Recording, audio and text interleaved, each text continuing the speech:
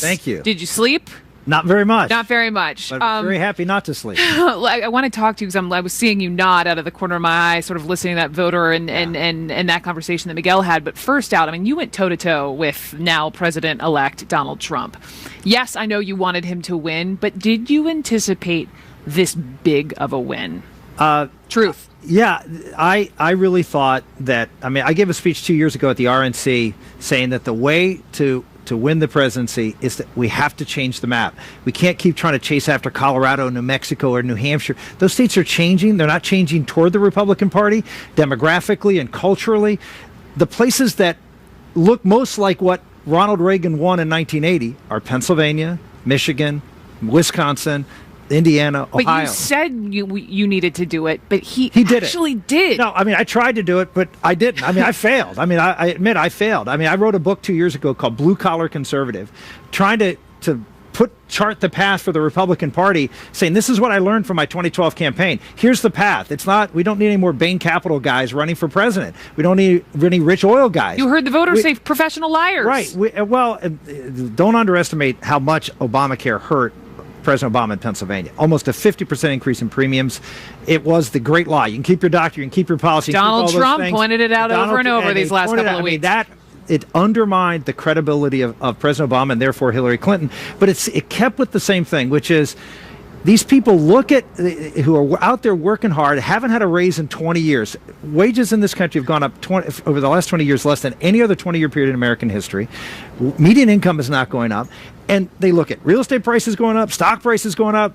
Guys are doing great. They're out there telling them how great they're doing. And then they're trying to tell them, you'll do okay. It'll be okay. We'll give you some more government benefits. They don't want government benefits. They want to go out and work. They want good manufacturing jobs. They want good service jobs. They want good pay increases that are not driven by government, but driven by the fact that they're earning it. And Donald Trump talked about that. He also talked about the importance of immigration, not flooding millions of more people in this country to compete for those jobs, that lower prices on those jobs. And he also talks about trade deals. And in my area of the country, Western Pennsylvania, North Strabane Township, we lost thousands and thousands of jobs. The quality of life for millions of middle-income Americans declined after the manufacturing sector of this economy took a beating, and it hasn't recovered since. And they were looking for someone who shared their pain, and Donald Trump did. Donald Trump was the guy. What about last time you were on my show, you were saying, shame on you, Governor Kasich, shame on you, Bush. I mentioned him too. You did.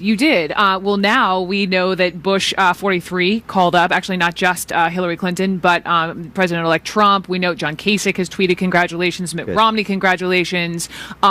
These are olive branches now, Senator, that are being extended. Would you accept them? Oh, absolutely. No, and I don't. You saw last night. Donald Trump's going to accept them. He's a practical for now guy. Or for good. He's a practical guy. He wants to succeed.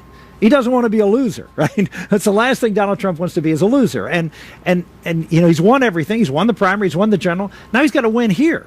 Right? He's got to govern. And you can't govern if your party's divided. You can't govern if there's people sniping at you from But I think that's part of the big question sort of hanging over, like these clouds in Washington hanging over Americans as they're working through their day, is how will he govern? Because let me just paint this for you. This is what people are saying.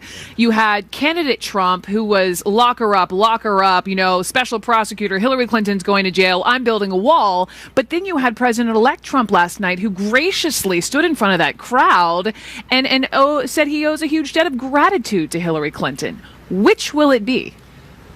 Donald Trump. Did I stump you? No, Donald Trump is someone, if you look at his business acumen, he looks at a market, assesses the market, and says, what product can I sell into that market and be successful?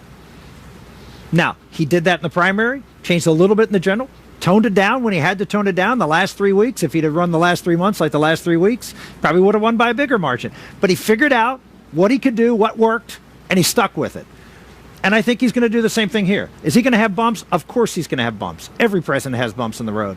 But I think he's someone who will assess what is necessary for him to do to be successful, to meet the requirements of the market. And he set the market. He said, we're going to repeal Obamacare. We're going to cut taxes. We're going to reduce regulations, get rid of all these executive orders. We're going to build a wall. We're going to cut down on immigration. All of those things are now markers for him, and he's got to figure out a way to be successful.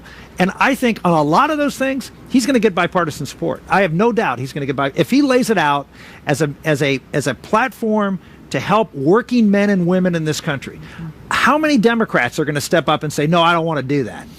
I think the big takeaway is there are a lot of people in this country we all need to be listening really closely to. Senator. Always a pleasure, Brooke. Thank you. Thank you. Congratulations.